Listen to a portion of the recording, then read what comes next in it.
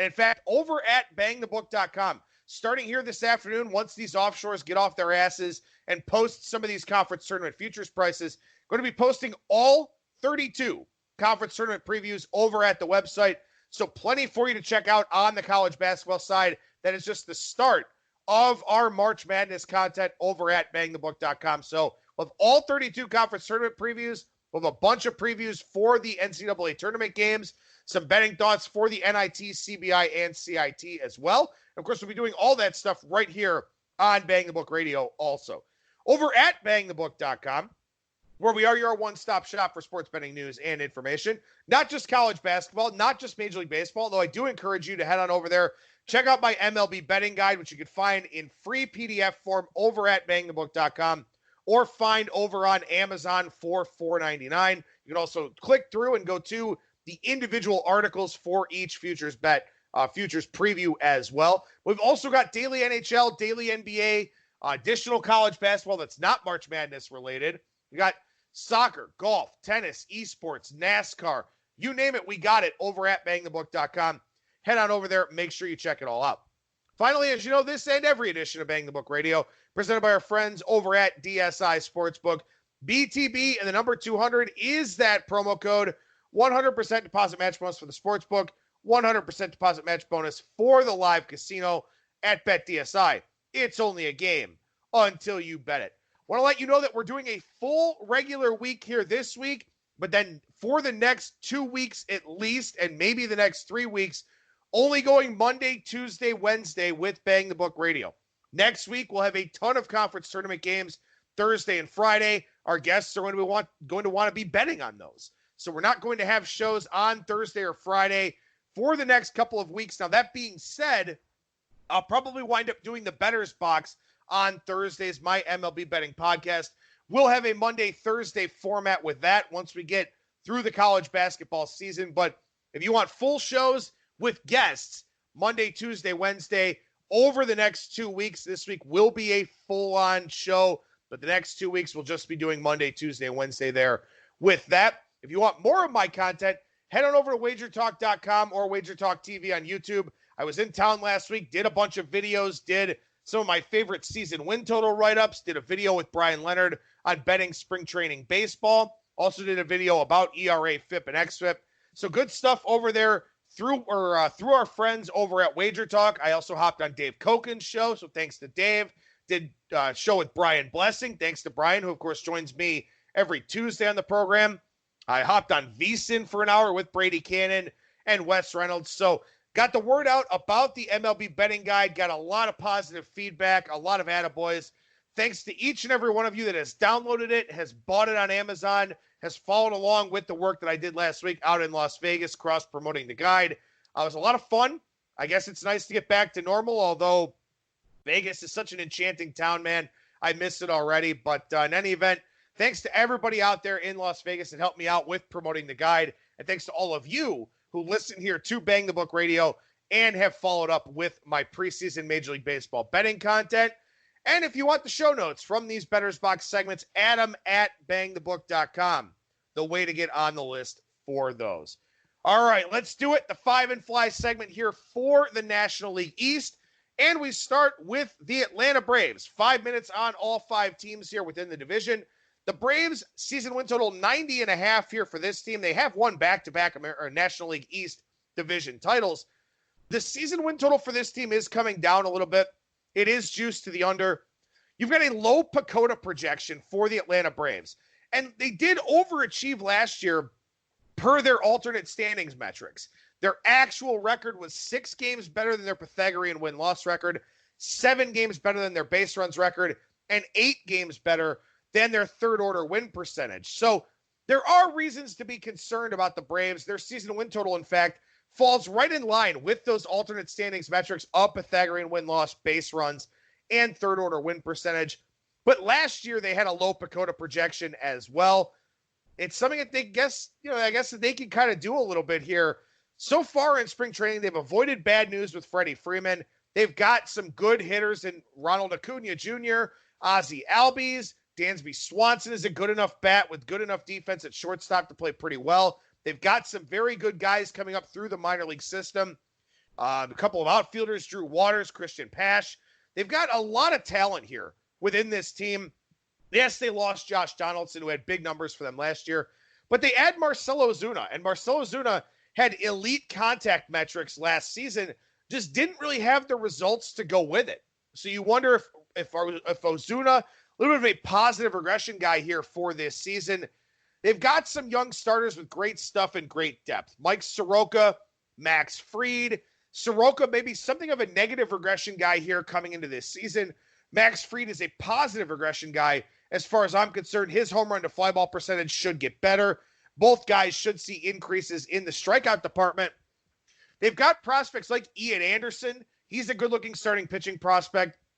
Maybe Tuki Toussaint, more of a fit for the bullpen, but he's a guy with some starter upside. Sean Newcomb, the same thing. Mike Foltynewicz was very good in 2018, battled some injuries in 2019, and, as we know, didn't pitch particularly well in the postseason, but this is a team with a lot of depth. And I've talked about this a lot when it pertains to season win totals, but you need depth, man. Injuries are going to happen. Injuries are going to be a reality. And the teams at the end of the year that go over their season win totals either stayed remarkably healthy or they had a lot of depth and they had a lot of guys contribute. I'll use the Indians as an example just because it's very, very easy here. They lose Mike Clevenger for 2 months. They trade away Trevor Bauer. They lose Corey Kluber for most of the season. How do they go over their season win total? They're starting pitching depth. Aaron Savali came up and was a brilliant pitcher for them. Shane Bieber took the big leap. Adam Plutko was serviceable at times. Jeffrey Rodriguez had his flashes. Zach Plesac was very good as well. You've got to have depth. If you want to overcome a projection or just at the very least overcome injuries, you have to have depth. And the Braves have depth. Yeah, they lose a guy like Josh Donaldson, but they replace him with a guy like Johan Camargo, who was very good in 2018, not so good last year, not getting regular playing time, but that's a guy that has some upside. Austin Riley, growing pains last year, but a guy that could step in and possibly play very, very well for this team. You want to look for teams that can withstand injuries. You want to look for teams that have a lot of talented players and a lot of guys that have, league average types of floors. To me, the Braves are a team like that. And last year, they rebuilt the bullpen. They did sign Will Smith here this offseason, but they acquired Chris Martin. They acquired Shane Green. And yeah, Shane Green wasn't very good once he got to Atlanta, but what happens when you get a deeper bullpen is that you start pushing your good relievers back a little bit. You can start using those guys in the 6th and 7th innings as opposed to the 8th and 9th innings. So what happens when you upgrade your bullpen is you strengthen the entire unit because you start putting guys in positions to succeed in lower leverage types of spots. So a guy like Luke Jackson should bounce back. He was pretty good in the first half last year, bottomed out in the second half, but that's a guy that should bounce back because now he's not pitching the 8th inning. Now he's not pitching the 9th inning with guys like Will Smith and Chris Martin. So these are really important developments for teams as they upgrade their bullpens. The Braves upgraded their bullpen. I like the depth at starting pitching. I like the depth of the position players. I'm against the grain here with Atlanta. This is not a bet for me, but this is a contest or a pool pick to take over 90.5 with the Atlanta Braves. We go to the Miami Marlins here. Their season win total 64.5. And I will tell you right now that I'm getting a little bit worried about my under pick here with the Miami Marlins because we are seeing some steam on the over a little bit here with Miami. Now, their PECOTA projection up in the low 70s. And again, PECOTA does drive a lot of the narrative when it comes to these season win total betting opportunities. And the thing about the Marlins is this. The upside is pretty low for this team. Now, the pitching staff could be very, very good. But this starting lineup, I call this the Island of Misfit Toys offense because they've signed a lot of rental free agent players. Corey Dickerson is a 2-year contract, but they've got a lot of guys that are very flawed.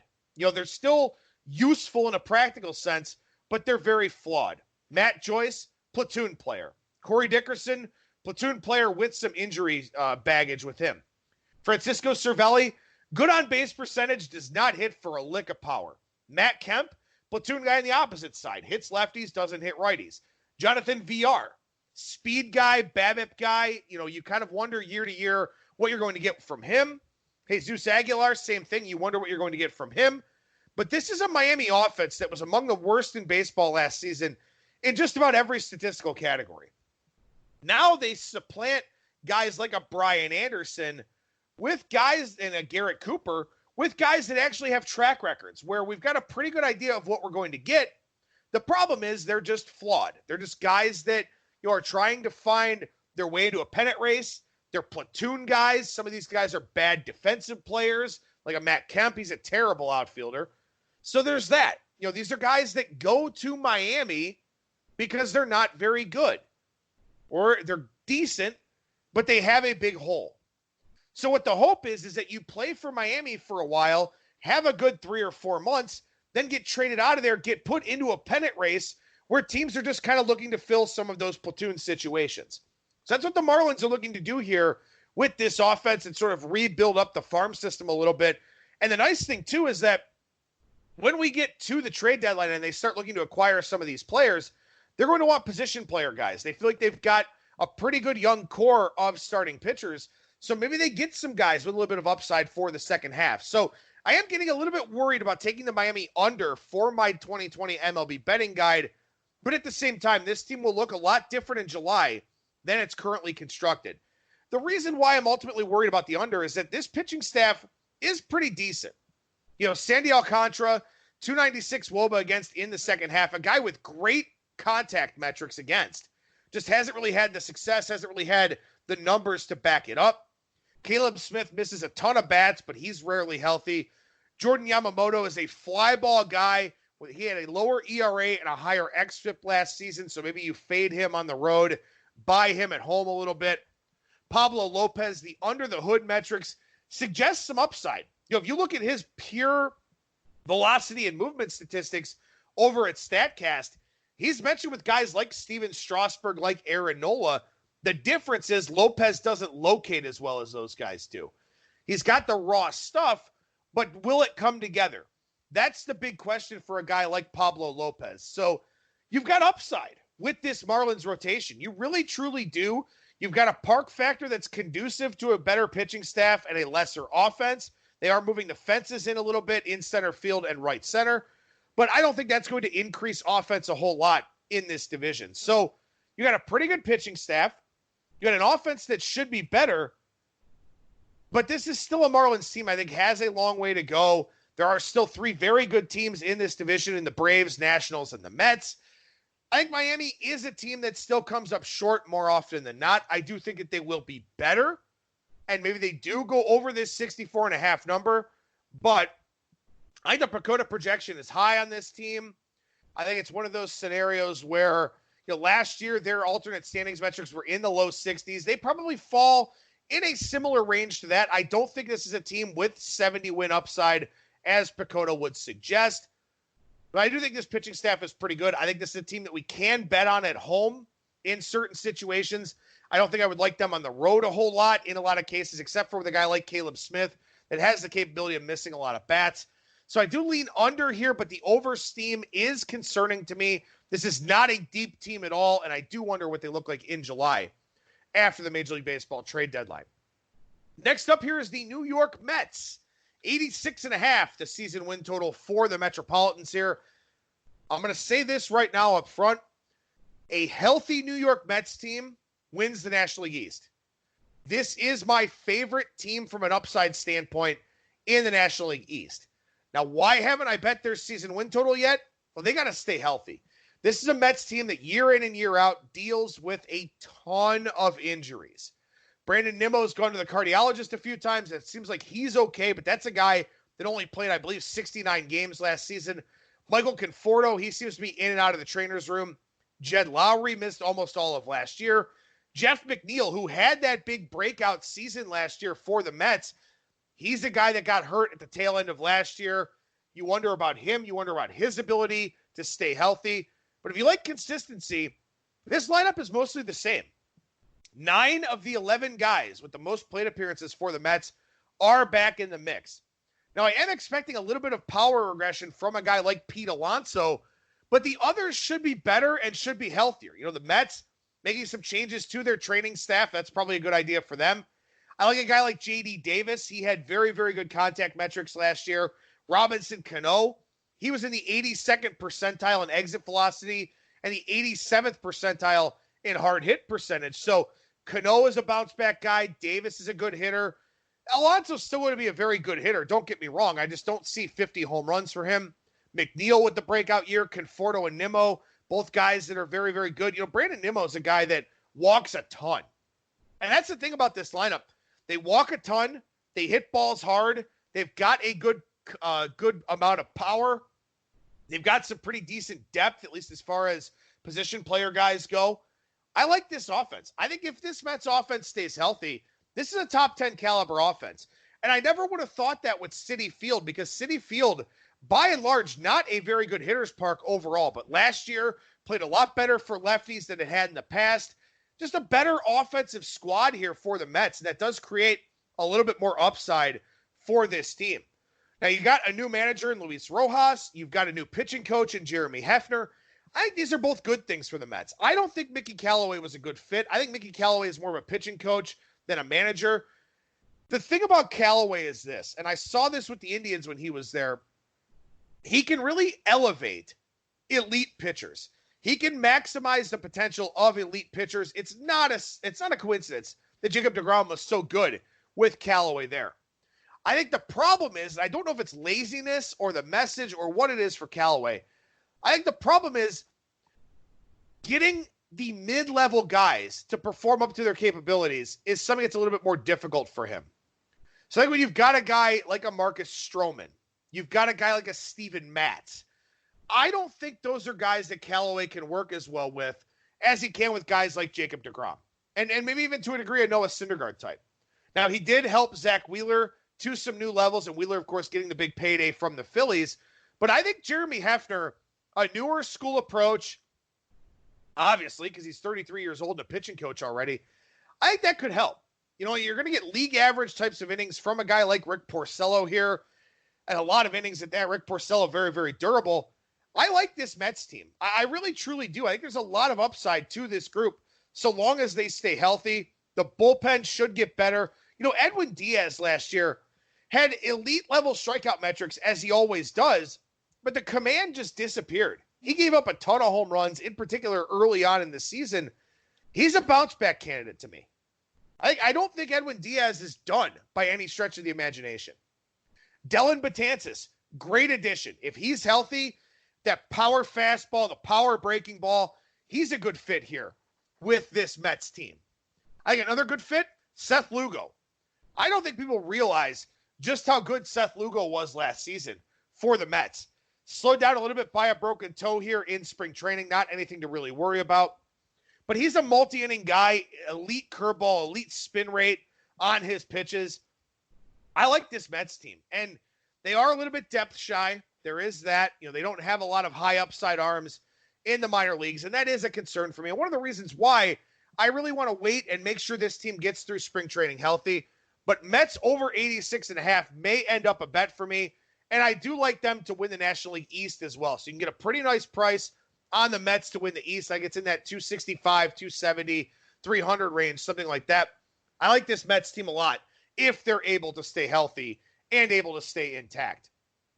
The Philadelphia Phillies here, their season win total 85.5. Last year, they were a 500 team. Their season win total, if you remember, got steamed way up. In fact, it closed in the 89.5 range for the Phillies. I drank the Kool-Aid. They came nowhere close.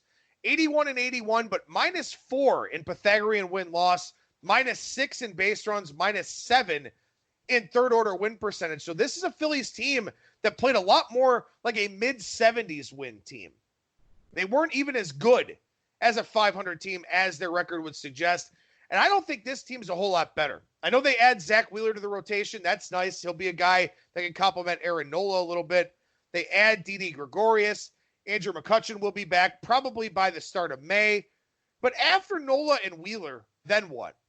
Jake Arrieta, 4.64 ERA, 4.89 FIP, 4.46 xFIP last year. He's done. He's no good. Velocity coming down. hard hit rate going up, bitching and moaning about everything with the team. He's done. Vince Velasquez, the ceiling is too low here. The command profile isn't good enough. I know Velasquez has some nice strikeout totals and stuff like that, but his command isn't good enough. I don't think that he's a guy you can rely on for 150 good innings. It's just not going to happen. Zach Eflin, not a big fan. Maybe a mildly high ceiling, but low K percentage, a lower swinging strike rate last year than he had the year before. Hector Neris, he's fine, but the rest of the bullpen not very good. Sir Anthony Dominguez already hurt. Not a whole lot of depth in the minor leagues behind Alec Boehm. I don't like this Phillies team.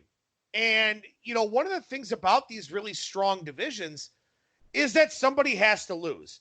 And it's kind of ironic because, in the National League Central, where we have 4 win totals in the 80s, much like we do here, you've got the Brewers down to 81.5.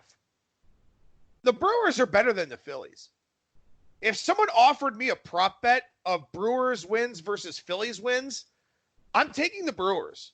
And if it was, +4, like it is right now in the season win total market, I would love the Brewers. I don't understand why this Phillies win total hasn't cratered yet. Because when you're in a good division like this, something has to give. Somebody has to lose games. And we're seeing the Marlins win total built up. Now, maybe it's the Braves. Maybe that's the team that people are kind of selling the stock of here. It's the Phillies to me, man. I don't even think this is a 500 team. I think this is the worst pitching staff in the National League East. And keep in mind, the Miami Marlins are in this division. The Phillies are the worst pitching staff in the National League East. And yes, I think they upgrade at manager going from Gabe Kapler to a guy like Joe Girardi. I do think that that's an upgrade for them, but I don't think it's enough. I don't like the composition of this pitching staff. The offense could be fine. I think that's a possibility. I think Rhys Hoskins could bounce back a little bit. Bryce Harper was very bad early in the year, was very good in the second half. McCutchen comes back. Gregorius has something to prove here on a 1-year deal. The offense could be fine. But where does a league average offense and a bottom 10 pitching staff get you? It sure as hell doesn't get you to 86 wins. I really don't think that there's any chance the Phillies go over this number. This is one of my favorite season win total unders of the season. And yeah, you could make the argument. You could say that maybe I'm a little bit jaded because I, liked the Phillies a little bit last year and they came nowhere close. But I like to think that I look at every season independently, looking at some of those suggestions, some of those signs of regression, things of that sort. And what I see here with these Phillies team is I don't see upside. I see a team that has a low ceiling. I see a team that has a reasonable floor. I don't think they lose 100 games or anything crazy like that. But I just don't see a ceiling for this Phillies team. I just don't see them getting into the mid-80s in wins. Not when I like the Mets. Not when I like the Braves. Not when you've got the reigning World Series champion Nationals here. Somebody has to lose in this division. And I don't think that the Marlins are that only somebody. The Phillies were lucky to be an 81-81 team last year. Lucky. They didn't add much. And in fact, I could say that some areas of the team are even worse. So the Phillies under 85.5. One of my favorite season win total unders here for the upcoming 2020 season. Finally, the Washington Nationals, 90.5, the season win total for them. As we know, they slayed that playoff dragon last year. They won their first playoff series in franchise history and then parlayed that all the way through the World Series. They went on their own money line rollover, which we'll talk about in the next segment, talking some college basketball with Ralph Michaels. 74-38 over their last 112 games for the Nationals. That was a pace of 107 wins. You know who won 107 games last year?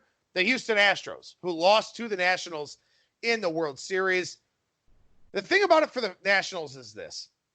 Not much player movement this offseason. And the one big move was losing Anthony Rendon. Massive loss. Huge loss for the Nationals. This was a top 10 offense with him. And in fact, in the bottom part of the top 10, they were 8th or 9th or so in a lot of key offensive categories. So their best offensive player is gone. From an offense that crept into the top 10 with a career year from Howie Kendrick, with a big year from Juan Soto, who could continue to play very, very well. That certainly is a possibility. He could just be a breakout candidate and cement himself as a top 10 player this year. But I don't think that they're going to stay in the top 10 without Rendon. That would require a big leap from Soto, maybe a leap from a guy like Trey Turner, something like that. I think this could be an offense that rates in the 10 to 15 range.